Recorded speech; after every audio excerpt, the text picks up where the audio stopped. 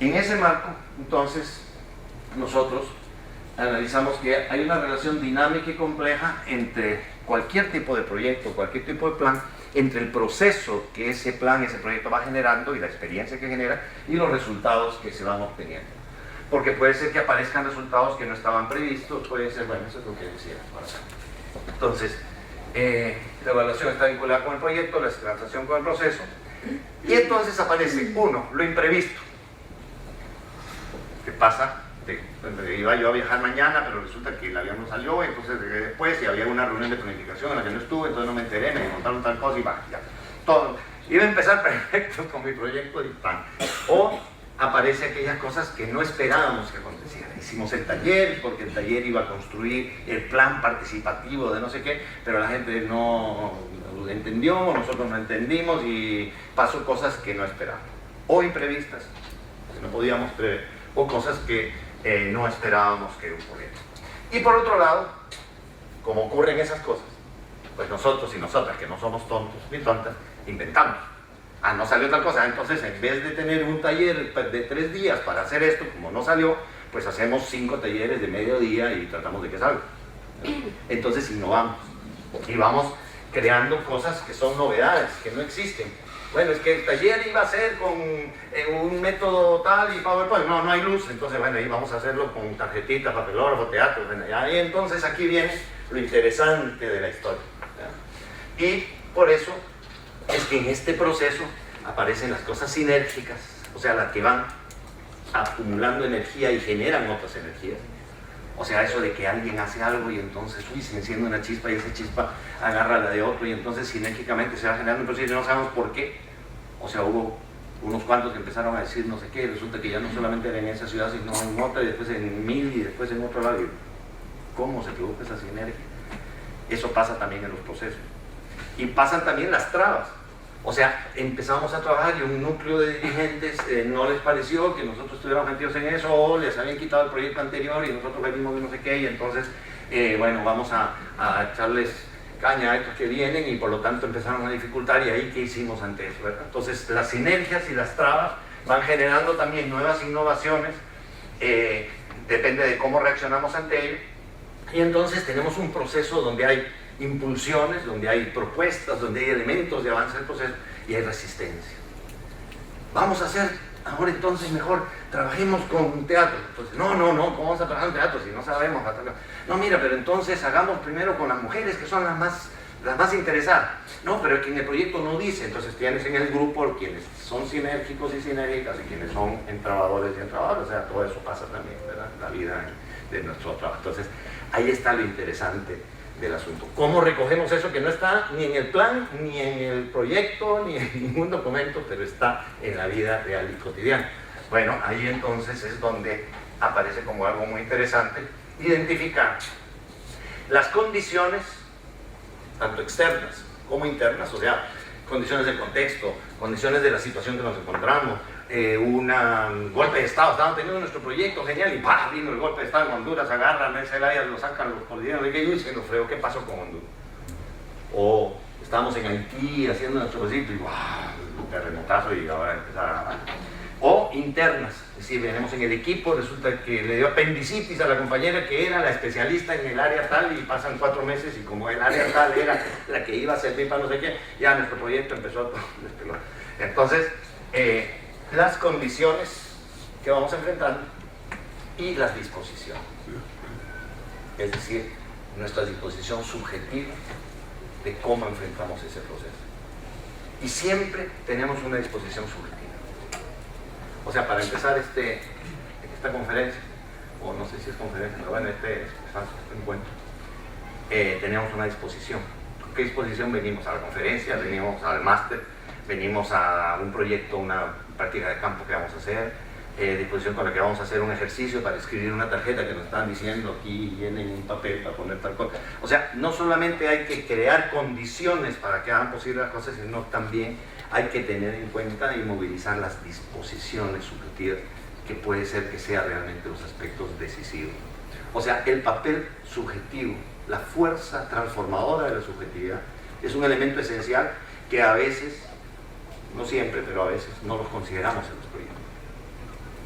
Y resulta que podría ser de repente el elemento central que podríamos tener en cuenta para dinamizar aquello que queremos hacer.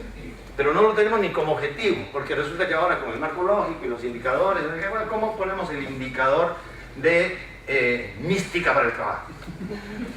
O el indicador de disposición creadora. Entonces hay herramientas que nos sirven para algunas cosas, pero para otras todavía están un poco fuera. Entonces, ¿cómo hacemos para incorporar esos elementos que pueden ser esenciales, pueden ser cruciales? O sea que no hay proceso sin eso. Disposición favorable o desfavorable, aquello que queremos hacer. Pero es un juego, ¿verdad? Entonces, bueno, visto así de manera más global, todo proyecto, todo proceso se enfrenta a condiciones del contexto, ¿ya?, que son independientes de nuestra voluntad, del contexto histórico general y del contexto particular. Nos enfrentamos a situaciones particulares, que se quedó sin plata la organización, que el proyecto no funcionó, que hubo una inflación, que ¿verdad? Luego resulta que todo eso tiene que ver con eso que decíamos, las acciones y las reacciones que las personas que participamos hacemos.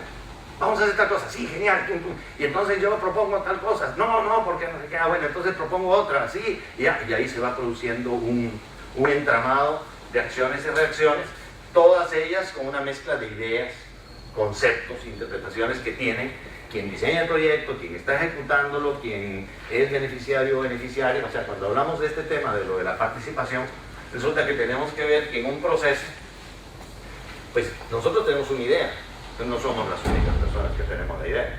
O sea, también las personas que nos vamos a encontrar todas van a tener una idea sobre lo que quieren hacer o no quieren hacer. Y eso se refleja en determinado concepto. Entonces, que de repente el concepto o incluso el término que usamos para determinado concepto es totalmente distinto y no lo entendemos porque la gente dijo género, pero el género estaba entendiendo otra cosa que lo que yo tengo. Entonces resulta que no, estamos haciendo nuestro proyecto de género. Bueno, pero ¿qué entiende por eso? Vamos a entendernos sobre... Bueno, y interpretaciones con las cuales entendemos por qué hacemos esto, qué es lo que está pasando en lo particular y cómo nos relacionamos con el contexto. Y claro, como somos personas, no solo pensamos, no solo hacemos, sino sentimos miedo, sentimos entusiasmo, sentimos dudas, tenemos interrogantes, tenemos intuiciones, se nos ocurren genialidades o tonteras, pero igual se nos ocurre. Tenemos temores, tenemos sueños, tenemos esperanzas, tenemos frustraciones, estamos ahuevados porque nos pasó tal cosa en lo personal y bueno, o sea, todo eso resulta que también forma parte del proceso. Y no solo las que tenemos quienes estamos en el equipo que está haciendo el proyecto, sino resulta que todo el mundo tiene sensaciones, temores, inseguridades, etc. Y las vivimos como parte integral de todo esto. Pero a veces eso, pues cómo se pone en un cuadro, en un plan, en un proyecto, pues es un poco más. Y todo esto genera relaciones. Y todas relaciones, como dice aquel francés un poco raro, que estudió algunas cosas extrañas, se llama Michel Foucault, tiene que ver con relaciones de poder que están presentes en nuestra vida cotidiana y distribuidas en todas las formas de relación humana. No existe relación humana que no exprese una relación de poder. Ahora, dado que tenemos la noción de poder asociada a la política, pues pensamos siempre que eso tiene que ver solo con la política, o que la política tiene que ver con los partidos, y los partidos tienen que ver con los gobernantes. Entonces siempre pensamos que las relaciones de poder son malas, son negativas, son fatales, ¿verdad? Pero resulta que no, que hay relaciones de poder buenísimas, que hay relaciones de poder sinérgicas, que hay relaciones de poder democráticas, que hay relaciones de poder amorosas, que hay relaciones de poder que construyen más poder y más capacidad. Pero nosotros siempre pensamos que las relaciones de poder que existen son siempre autoritarias, verticales, porque además vivimos en una historia que lleva como 5.000 o más años de patriarcado, entonces está un poco difícil salirse, digamos, de eso, porque la matriz cultural con la que miramos las cosas es una matriz patriarcal, con un predominio masculino y que por lo tanto el ejercicio de la autoridad para analizar las cosas pues nos penetra en todo lo que pensamos y sentimos. Entonces luchar contra todo eso para construir otro tipo de relaciones, pues según dice Paulo Freire, pues solo tenemos la posibilidad de hacerlo dentro del marco de la historia y las relaciones que tenemos ahora. O sea, no podemos construir otra sociedad, otras relaciones, otro como que viniera del aire y digo, y ya, ahora somos otra cosa. Bueno, algunos creen que juntándose y chiquitos y haciendo ahí lo perfecto ya se olvidan del resto del mundo, pero por lo menos viven satisfechos en eso. Bueno, es una opción. No sé cuánto impacto pueda tener, pero de repente, si tenemos esta visión integral, y a mí no me gustan esas relaciones de poder, y yo quiero potenciar estas sensaciones y tengo una idea, un proyecto que está en construcción y quiero hacer y hacer con otras personas para enfrentar situaciones particulares en el momento histórico de hoy, bueno, de repente entonces puedo imaginarme que puedo estar desarrollando otro tipo de relaciones de poder. Bueno, entonces este es como el marco de la evaluación y la sistematización. Pasando entonces a qué es tanto los dos ejercicios, son procesos de aprendizaje.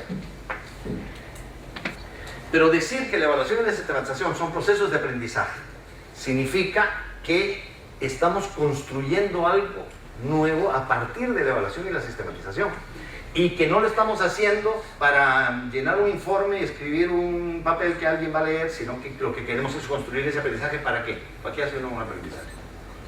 Para aprender. Para eso hacemos. Y queremos aprender, ¿por qué? Para mejorar, para hacer. Entonces, en ese sentido, evaluación y sistematización son más que técnicas, herramientas, estos son procesos de aprendizaje ubicados en el marco que hemos hablado. Bueno, voy a ir pasando un poquito más rápido para luego poder dialogar sobre estas cosas. Entonces, quiere decir que podemos producir conocimientos por lo menos en 4 sentidos. A partir de la experiencia, de esa cosa interesante, rica que nos va pasando todos los días, pero que es inédita, porque cada experiencia es única. O sea, yo voy a hacer un proyecto, yo voy a hacer lo que voy a vivir ahí, nunca lo he vivido, ni lo podré volver a vivir. O sea,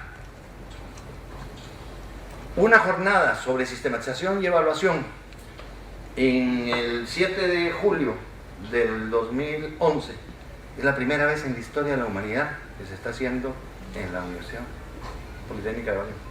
Que nunca antes, ni mañana se podrá hacer otra vez. Es decir, cada cosa que hacemos no ha existido antes, aunque habíamos hecho ayer algo parecido. El taller que hicimos con Lucía y gente de Intermón Oxfam en Benicassim hace una semana fue un taller sobre sistematización, pero no tiene, es otra cosa que esto que estamos viviendo ahora. O sea, cada realidad es inédita. Entonces, a partir de la experiencia, conocer a partir de la experiencia, conocimiento sobre esa experiencia, conocimiento desde esa experiencia, con los elementos, con los criterios que la experiencia nos marca, y conocimiento para la transformación de la práctica. Ese es el tipo de aprendizajes que buscamos en la evaluación y la sistematización. Por eso tenemos que generar las condiciones, las disposiciones, y ahí es donde por eso se convierte en un elemento interesante y apasionante hacer esto. Y poder entonces nutrirnos de otras miradas, de otras sensibilidades. De ahí el tema que aquí se señala de lo participativo. De qué manera los términos de referencia, el tipo de técnicas, una evaluación que combine los intereses de los distintos actores, desde, por supuesto, desde las ONG de financiamiento hasta los actores más directos, es importante porque tenemos distintas miradas, distintas sensibilidades, y que deberíamos poner en común. Y entonces la idea de la sistematización de experiencias no es que vamos entonces a elaborar una memoria, vamos a elaborar un registro de lo que pasa, sino que vamos a hacer una interpretación crítica de ese proceso. Vamos a construir un aprendizaje del proceso. Entonces es una noción que no se trata de sistematizar información, que es ordenar, clasificar y catalogar una serie de datos diversos y dispersos, que es una manera de entender la palabra sistematización, sino una sistematización de la experiencia, que significa construir un aprendizaje crítico de ese proceso inédito que estamos viviendo. Esa es la noción. Usamos la misma palabra, lamentablemente, sistematización, pero no es lo mismo decir sistematización solito que con apellido sistematización de experiencia.